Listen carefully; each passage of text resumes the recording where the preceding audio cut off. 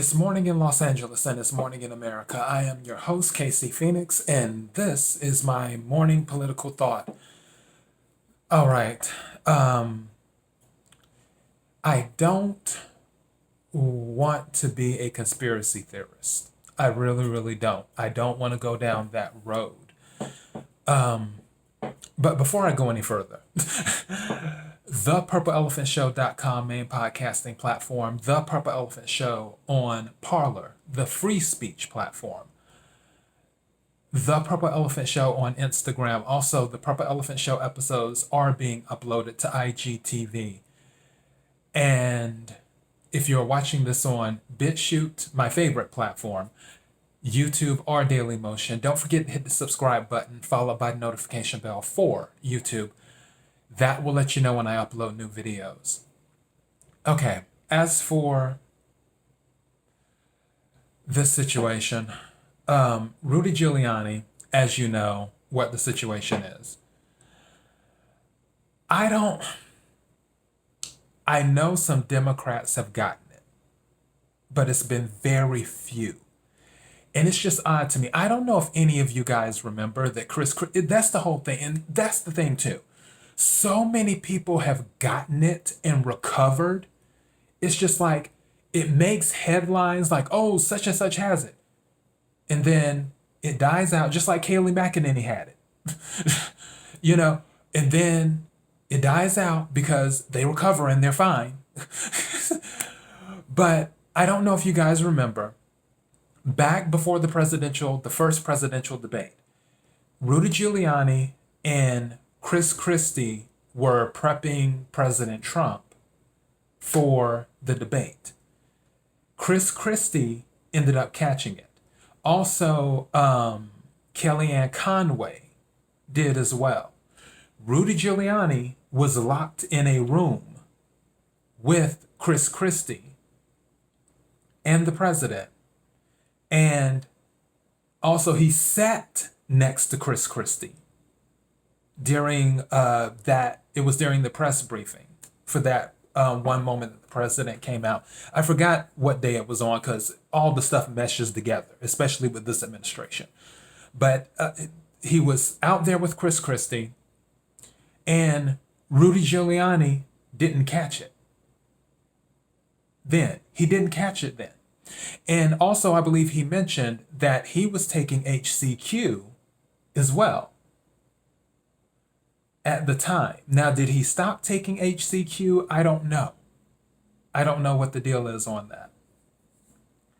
But the point of the story is that he didn't catch it. And he was right next to Chris Christie. Chris Christie had caught it. And also, he had been locked in a room with Chris Christie doing debate prep with the president. And Rudy Giuliani didn't catch it. So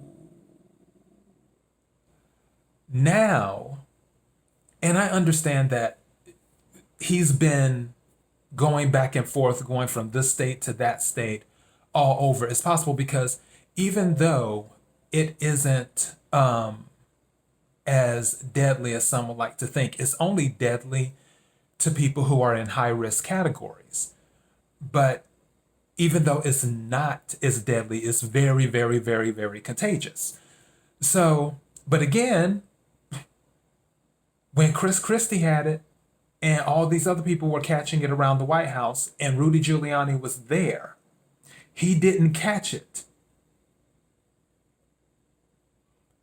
But now, right before more evidence and everything else is preparing to come out, the stuff that's going on in Pennsylvania with Justice Alito, which he moved up he moved up the date. The date was the 9th. Now he said, you know what, let's move it to the 8th. And all of this stuff is happening. I told you, all hell's going to break loose, and it's been happening. So, which is going to be interesting what happens on the 8th, I'm sure, for Pennsylvania. But also, even if Pennsylvania doesn't turn, there's still other states to flip. And I'm sure that really, once one state falls, all of them will fall. If I had to be a betting person, I'm going with Wisconsin or Georgia.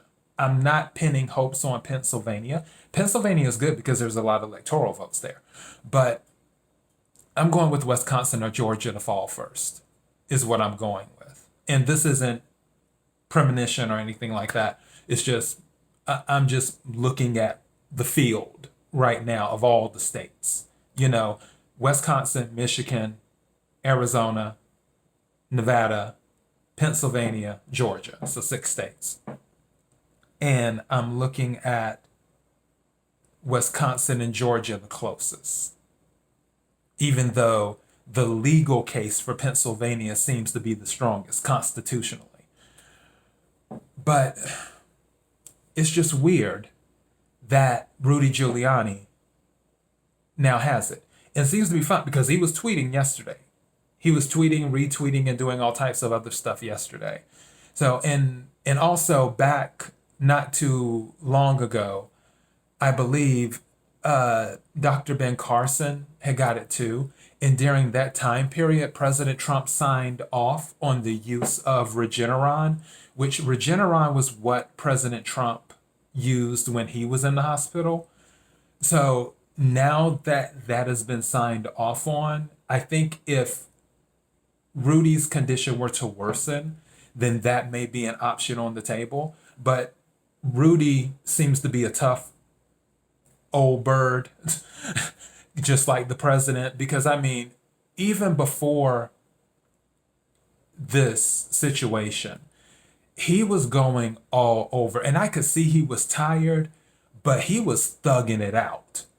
I mean, he was just like, I'm going to keep going, I'm going to keep going, I'm going to keep going.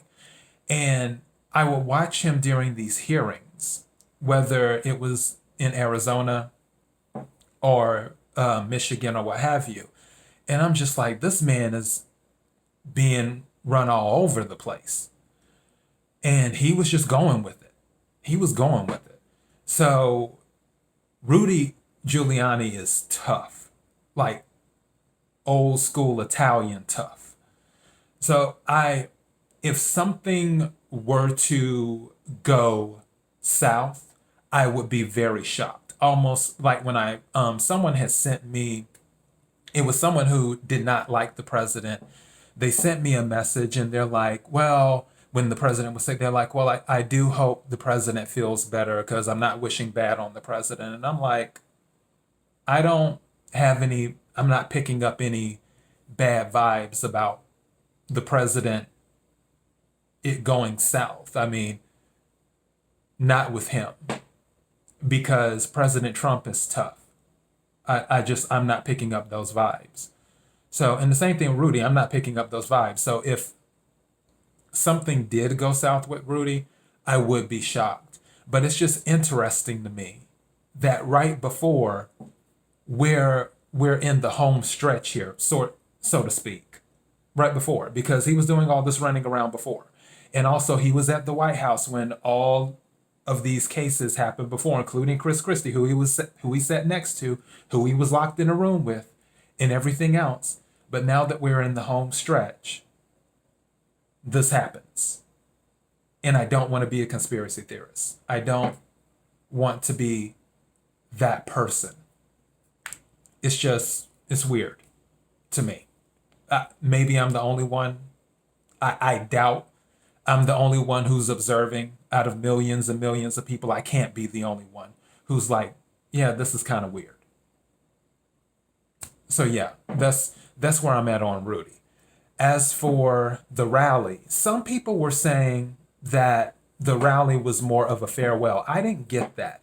Now, President Trump did slip up and say at one point, oh, we could have done so much in 4 more years or something to that effect. And some people read that as, oh, well, he's giving up. But then once he got to the end and once he called out all the other stuff, they were like, oh, no, he's really in the fight. I think he's just fighting, but he also realizes there's only but so much he can do, is what I think that situation is. So I think that's where we're at on the rally. The rally was good. To me, the rally was just greatest hits. It was a lot of things that he had done before, and he went down there to support those senators. They say Kelly Loeffler did well during her debate. I didn't watch it. My position still stands the same for voting in an election that's already rigged from a mail-in ballot standpoint. Stacey Abrams has hundreds of thousands of mail-in ballots ready to go. And in addition to that, the Dominion system doesn't even count whole votes. So it's just weird that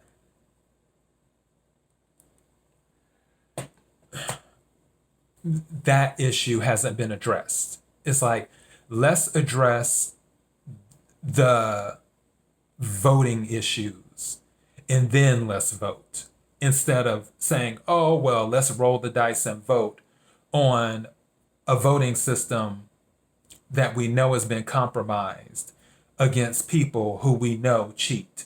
Will this be another situation where they're like, oh, a pipe burst, or oh, we heard an asteroid was headed towards Earth and we wanted to spend time with our loved ones, so we closed down the facility and we told everybody to go home and spend time with their loved ones because an asteroid is on the way.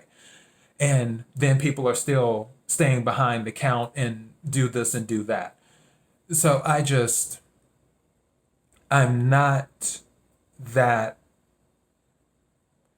I'm not that enthused when it comes to the current process, because the issues have not been resolved. But as for President Trump's rally, he's doing what he does because he couldn't sit back and not do anything. I wish he would have been doing rallies sooner as well. I think it would have been great if he would have been doing rallies right out the gate. I think that really would have, got the base going, is what I believe.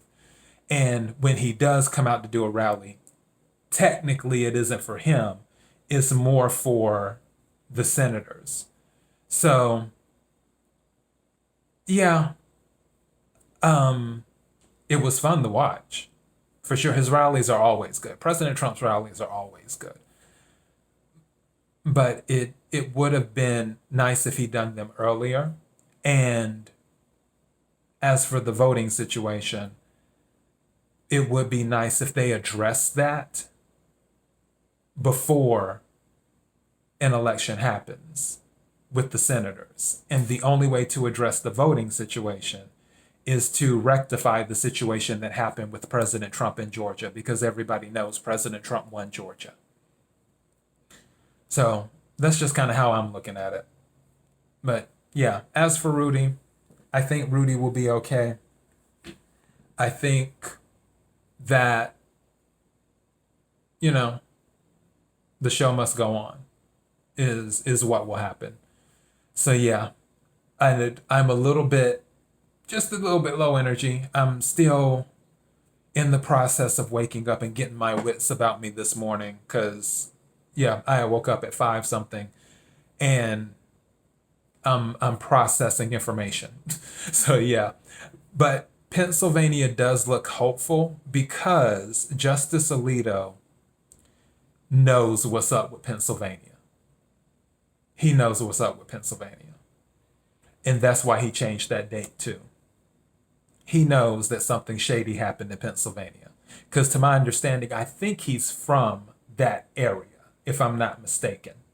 So you can research it and check it and find out. But I'm pretty sure Justice Alito is from that area. So yeah, that's really all I have. There are, of course, many moving parts that are happening right now. Today is the 7th, so tomorrow, hopefully some news will break by early tomorrow morning. If not, then we'll see. But at least we'll know something by tomorrow, for sure.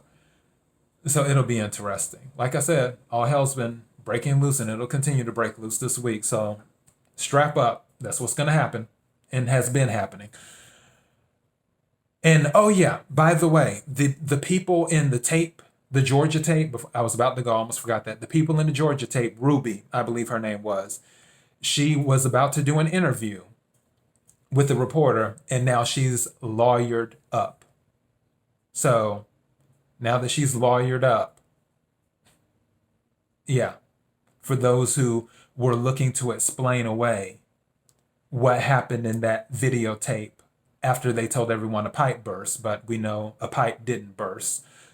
And they sent all the poll challengers, Republican poll challengers, home, observers, and they were counting votes. And she's lawyered up. Is there still nothing to see here? I don't know. You tell me. Anyways, thepurpleelephantshow.com main podcasting platform, The Purple Elephant Show on Parler, the free speech platform, The Purple Elephant Show on Instagram, and also uploading on IGTV now. And if you're watching this on BitChute, YouTube, or Dailymotion, don't forget to hit the subscribe button followed by the notification bell for YouTube. That will let you know when I upload new videos. To everyone who's been supporting the show, everyone who's been liking or subscribing to the show, whether it be on BitChute or whether it be on YouTube or any other platform, or listening to it on the podcast, whether it be in the United States or in Ireland or in Chile or in Canada or wherever you've been listening to my podcast, that thank you for the support. I sincerely appreciate it. It's been an amazing ride, and I really hope that I can continue to do this show, because I have a lot of fun doing it. I have a lot of fun just talking about politics and what goes on in the world, because I know that I can't be the only person thinking these things sometimes. So yeah, thank you again. Until next time, be blessed.